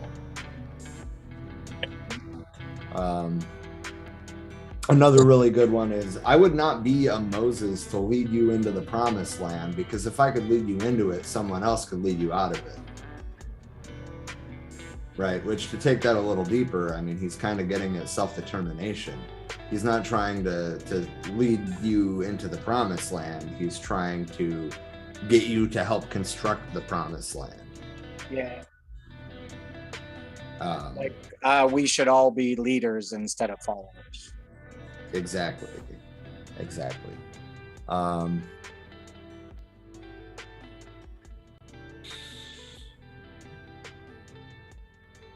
A privately owned world can never be a free world, and a society based upon warring classes cannot stand. That's a good one. Or for the atheists in the crowd, this is a pretty good one too. "If I were hungry and friendless today, I would rather take my chances with a saloon keeper than with the average preacher." Yeah, there's something to understand when the quote from Marx saying that, you know, religion is the opiate of the masses, you know, is because people turn to these preachers and stuff because our material conditions are so messed up. Like, we have to take ourselves out of the equation. That's why you see the rise of drug use and alcohol use and all these things. We just are medicating ourselves ideologically, mentally, physically, because of our conditions. Overworked, you know. Where else we're going to turn to? We need, you know, God help us, because what I'm being taught is this is how things are, and there's nothing else that we can do as people, which, you know, it's a way of just, you know, giving us, you know, say, calm down, you'll be all right. Like, just go pray about it, or go drink, go just medicate yourself, when we should come together. I'm glad that you brought up that quote, because I see it misused a lot. Generally by atheists trying to like throw shade at religious people, which I understand, don't get me wrong, but like, he was talking about it being a coping mechanism. Right? Like, I mean, people try to weaponize that quote, and it just bothers the shit out of me. He wasn't saying that religious people are necessarily like drug addicts. He was saying they're using it as a coping mechanism, like drug addicts do. Yeah. And that goes, I think that's an important distinction. That goes full circle into what you all were talking about earlier, which is mutual aid. We can be that support system. We can be that thing that people turn to when they're in need. It's up to us to initiate that into our communities. So. Yeah. Something to consider too is that throughout history, that these more organized religions, or big religions, small ones, all these different things, a lot of it's changed throughout history based off of our means of subsistence, or how we survive, and things of that nature. So that's something to take into consideration. I don't think that Marx or Engels were like diametrically opposed to somebody having beliefs. I think Engels has about like 10. No, he's got way more than that. He's got a lot of articles that I've seen that he dives into theology and things of that nature. So, the beginning of Christianity was communism. So, I mean, after the unaliving of Jesus, the apostles moved towards a community that if you go look it up, the beginning of it was actually Christian communism. And we've that religion's fallen pretty far from that Well, yeah, I mean, ever since King James translated the Bible to, reinforce the idea of divine rule and, give unto Caesar what is Caesar's and all of this bullshit, a lot of it stems back to that. And that was what, the 1500s or maybe early 1600s. And I mean, obviously it was being used as a control mechanism well before that. I couldn't tell you exactly when the Vatican was, built or whatever, but think about how much money and manpower that took. So the religion was co-opted pretty early in its life cycle, if you think about it, by initially the Roman state and then all of Europe, basically. Well, all these systems do understand they try to find different ways of either as a tool for their own, benefit, and it be a lot of that. So once we're able to eliminate the class structure, there's no one class or one system above like a monarchy or something that's going to benefit off of it.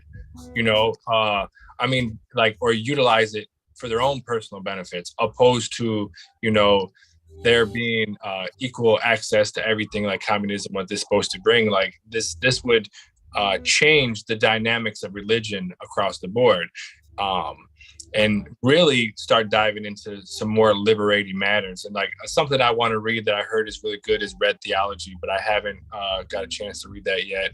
But that's something good. But a point that I'm bringing up about the Vatican, imagine if we liquefied the entire that city into how much money that's in there could probably feed the planet. But that's beyond the point. But yeah, that could be a whole fucking episode on its own. But I don't think people turn to religion in the masses to use it as harm. They use it as a coping mechanism for good. Yeah.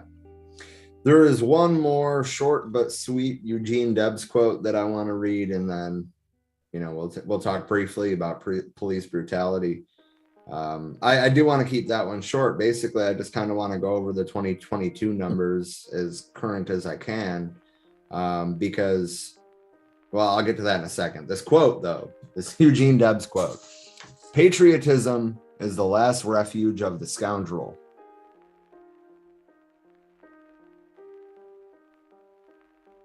I didn't expect crickets there.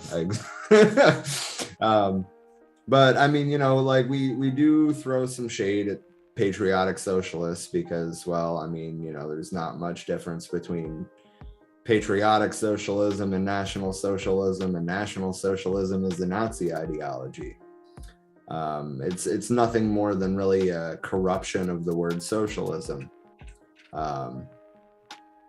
But, the kind of people that buy hook, line, and sinker the greatest country on earth fabrication, I mean, yeah, some of them are just duped because we're led to believe it our whole lives. But the people that grasp onto this, right, when faced with the facts, those are the type of people that are not comrades, that their existence is like antithetical to ours.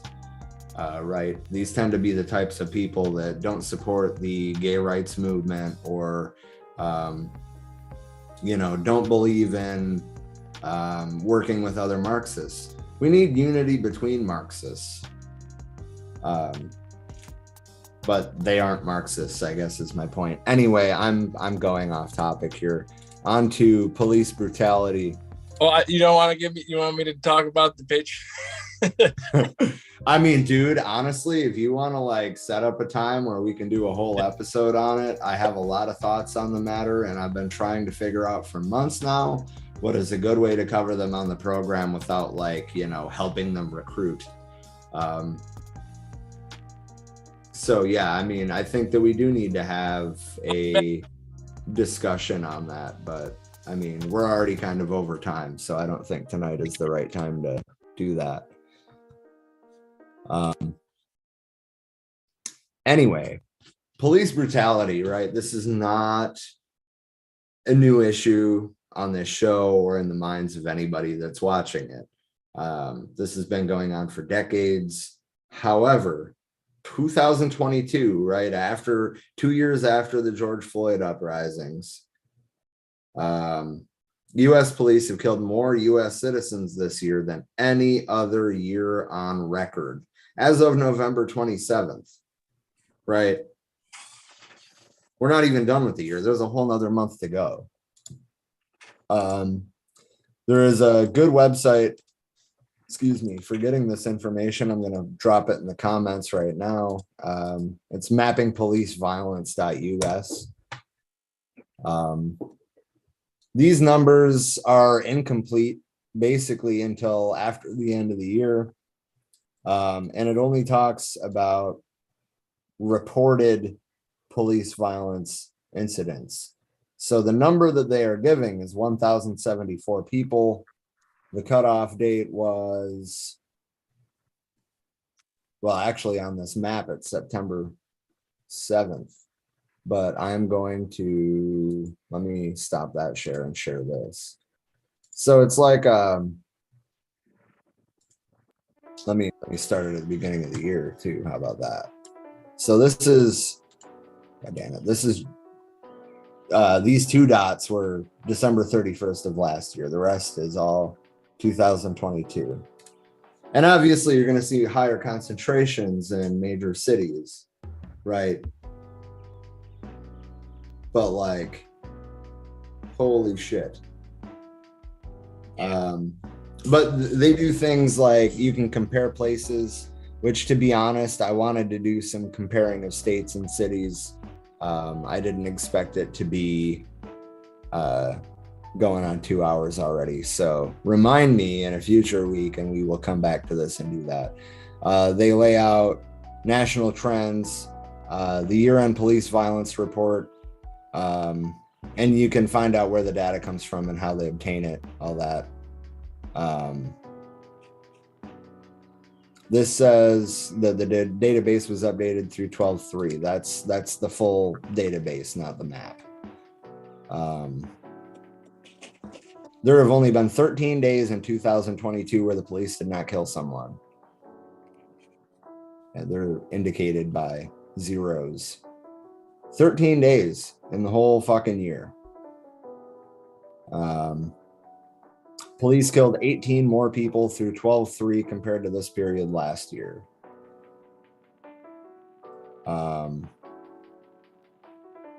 Police killed black people at higher rates than white people in 48 of the 50 largest US cities. Okay, so like black people have been 24% of those killed by police in 2022, despite being 13% of the population. The stuff that the Black Lives Matter movement, and I'm not going to get into the whole discussion about the difference between the movement and the nonprofit organization, right? But the Black Lives Matter movement was saying these things at peaceful protests, and they were attacked by the police. They were attacked by fascists. They were attacked by federal agencies. They were framed for certain things that they didn't do. Yeah. So like, I don't know how to fucking understate that, or I don't think this can be overstated that this issue is just getting worse and worse. And you know, like obviously police brutality, talking about the second Rainbow Coalition, or talking about the original Rainbow Coalition. Even ask Hy Thurman if police brutality was an issue in Chicago in the 60s.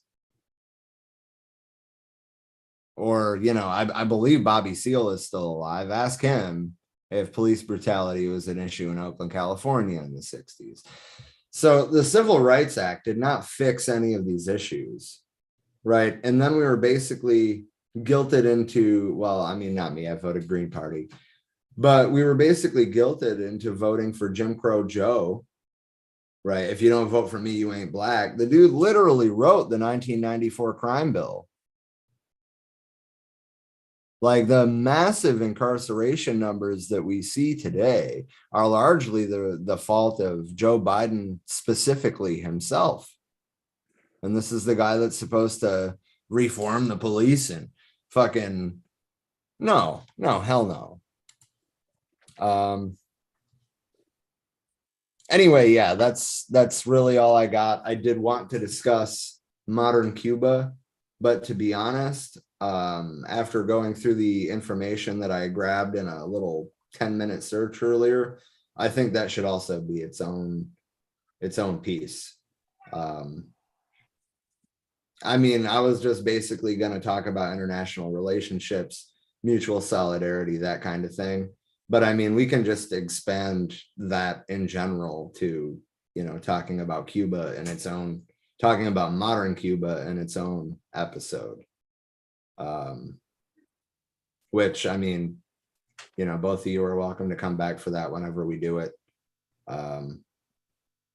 Like I said, I really wanted to talk about that tonight, but that is a dense topic, and there's a whole lot more that we can tie into it if we do it as a standalone episode. Yeah, even the What was that?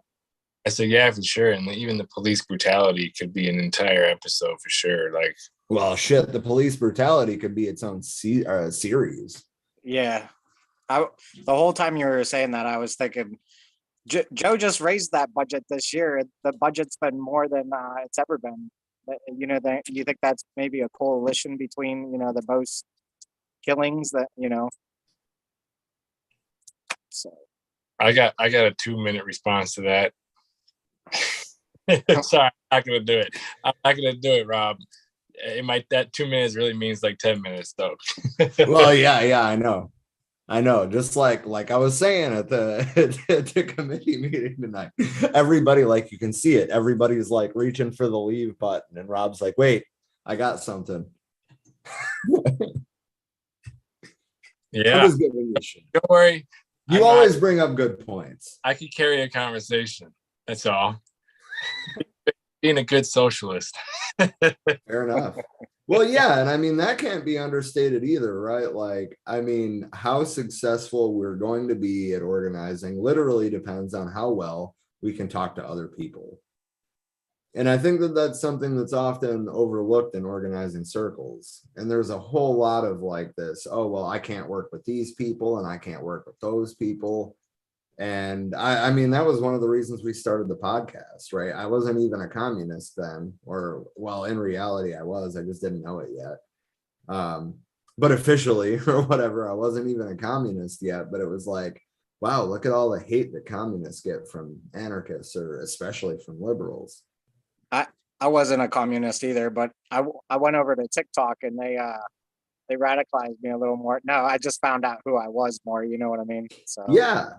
I mean, like, that's the whole thing. I mean, I was raised with this like anti-communist sentiment. I always like kind of felt like libertarian socialism, you know, classical libertarianism, as I called it for the longest time, was like where I fit. But there was some ideas that I had that were in direct contradiction to that. And, well, I mean, surprise, it's because I'm a fucking communist, not a libertarian. I can't relate because I was born a communist. So yeah, you guys joined the team. Appreciate it. Oh my God.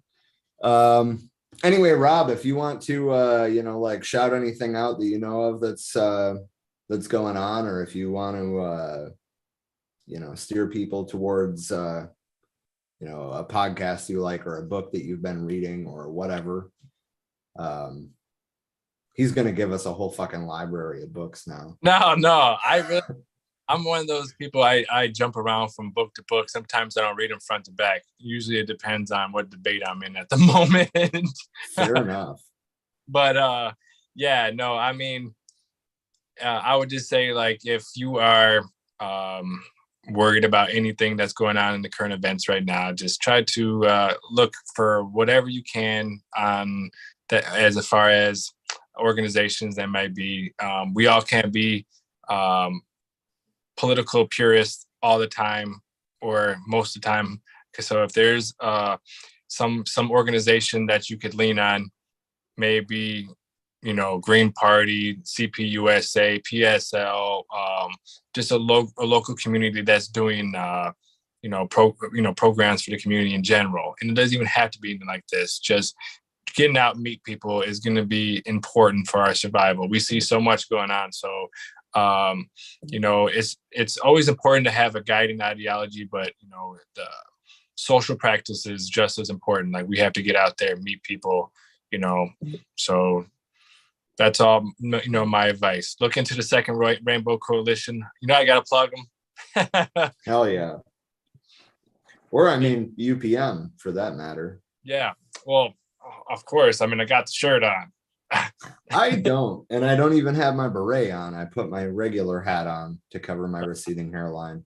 One picture, it was at the event in Chicago, and I felt like I looked like a sailor, but I'll wear it here and there. Oh, man. And then Austin, if you have, anything that you want to plug, or, any social media pages or videos that you found that you liked, or podcasts or books or whatever. There is a app you can download. It's called the Marxist Library. And it's run by, if I remember correctly, it's run by the Marxist Internet Archives. Yep, and it has like thousands of books you can get for free. So yes. I just want everybody to know that, because not all of us communists are able to buy books. So yeah, I feel that. I'm glad that I have a community library here that's close enough to drive to. Let me show you what I've been reading. Oh, wow. That's the big one. Yeah. This is volume 2. There's 5, I think. It's either 4 or 5, but it's actual, foreign languages press from Peking, China. Yeah, foreign language press has free stuff as well, audio downloads. That's really good to look into. Yeah. It seems like they're more focused on digital stuff these days. I don't even think that they, export books, at least in the same level that they did in the 60s and 70s. I actually noticed today that they retired some stuff, what they put in there. Well, damn. But yeah, they have a lot of Chairman Xi works in there too, which I haven't read any of yet. Are you forbidden to say his name? What? You said Chairman G. I'm like, is it forbidden to say his name? Why would it be forbidden to say? Oh, no. Because are you going to call him a reformist? Is that the rabbit hole we're going down? No, what Chairman G are you talking about? Xi Jinping? No. I thought you were talking about Chairman Gonzalo. They were against you, but ideologically opposed on certain things, but that's who I thought you were referring to. Gotcha. No, I was talking about the current president, chairman, whatever the fuck you want to call him. Which I definitely do still have critiques of China, but I see that he is trying to lead the party back towards its, more radical roots. I'm not going to get into that whole thing though. Is China capitalist or communist? No, we may never know. We don't have to get into that. I think the short answer is both, but at least they have a communist party to control the capitalist class. I'll leave it at that. It's a step up from where we're at. Anywho's it. Yeah, I said let's not go down this rabbit hole, and then I opened the rabbit hole. Of course, you can find us all across social media. We have our website for wearemany.org. I've been posting a lot of reposting, I guess would be a better way to say that. But Tom Watts from the United Panther Movement has given us permission to republish his writings on our website. I'm still super stoked about that. I spend a lot of time pouring through his writings. They're quite long, they're quite dense, but they're all fucking good. And we've got 6 or 7 posted on our website if you want to, start taking a look at them. And there will be more. There's also a couple things on there from Chairman Chaka. There probably will be more of those too. Or, maybe someday when Minister Rob over there starts writing some shit, well, yeah. I'm just giving you shit.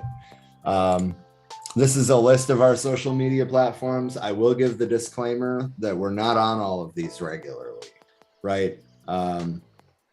So our Facebook page is for We Are Many Podcast. We are a member of the Left Signal Boost TV Collective.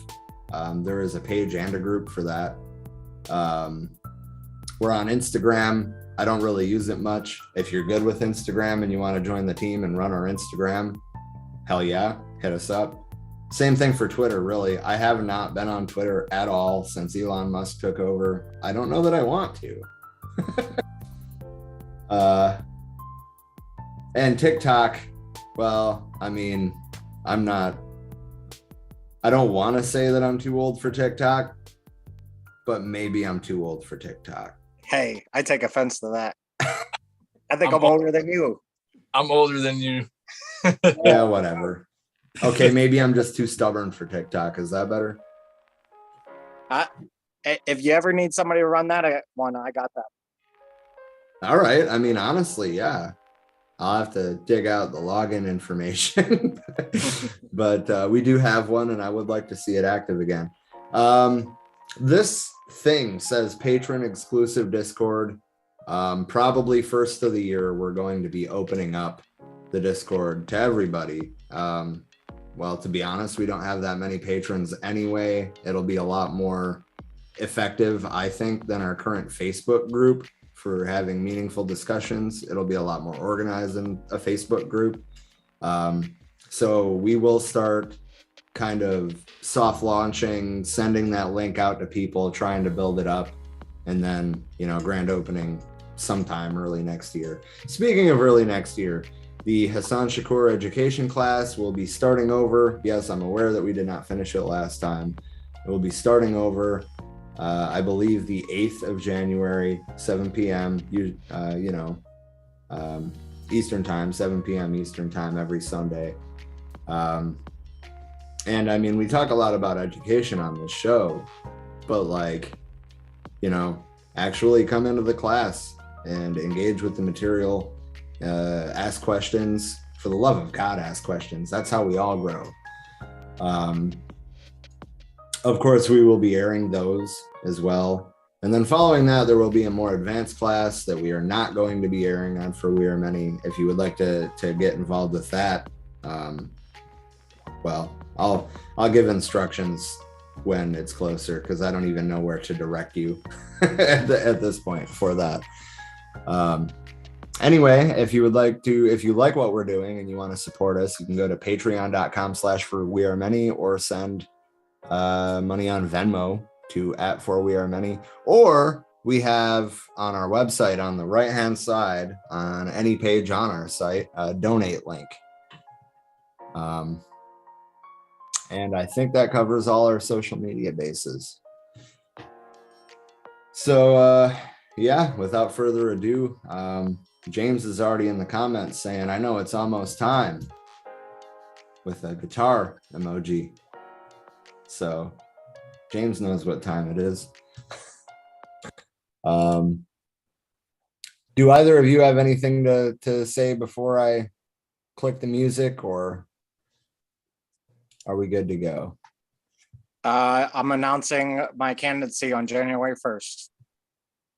All right. What are you gonna run for this time? Well, I'm running for Congress. I haven't ran yet. So. Oh yeah, right. 2024. I knew that. Pennsylvania's 16th district. You forgot. I know. It's okay. 2022, 2024. What's the fucking difference? There is no difference. As long as I make some noise, that's all that matters. So. Well, yeah. I mean, exactly. I mean, I think at this point, none of us that are having this conversation are trying to say that, we're actually going to be able to change the system from the inside. I think the point is actually to prove that that's not possible. But that being said, if by some off chance you do fucking win, you would actually represent the people. And that is something that cannot be said for the Democrats or the Republicans. They wouldn't know what to do with me. And be a good example of what a good leader is supposed to be. That's all you could do. That's what Lenin said. Yep. Yeah. work for the people. That's all I want. Amen to that. Natalie pointed out Twitch. I don't know how I did not point that out. It's on here, but I didn't mention it. At For We Are Many Podcast, we do stream to Twitch. The downside is there's some ads. The plus side, it's not controlled by Mark Zuckerberg. Yeah. So, I mean, if you like what we're doing, you know, Wednesday night, 8 o'clock Eastern, we are on Twitch, Twitter, Facebook, and YouTube. How did I almost forget YouTube? What the shit? Anyway, I am looking for a specific video link to send Natalie in the comments, because I may or may not have a pirated version of the Rainbow Coalition documentary uploaded to our YouTube for just exactly this reason. It is on PBS and stuff now, but you have to pay for the streaming service just like fucking everybody else. Fuck that. There's the link, Natalie. If anybody else wants the link to the original Rainbow Coalition documentary, I have the link. It is uploaded to our YouTube, but it is unlisted because I didn't want to get the copyright strike. Okay, now I'm gonna shut the hell up and play the music. How about that? All right. Rob's like, thank God, finally. Well, no, you guys stop me from talking. That's the only way. So, power. Oh God.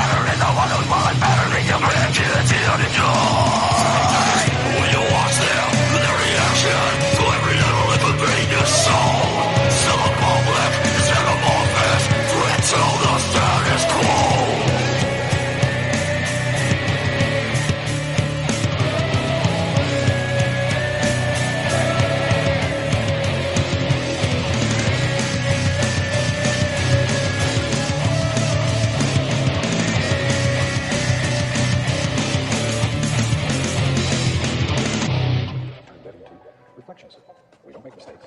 We have happy accidents. Just don't worry about it. Learn how to use what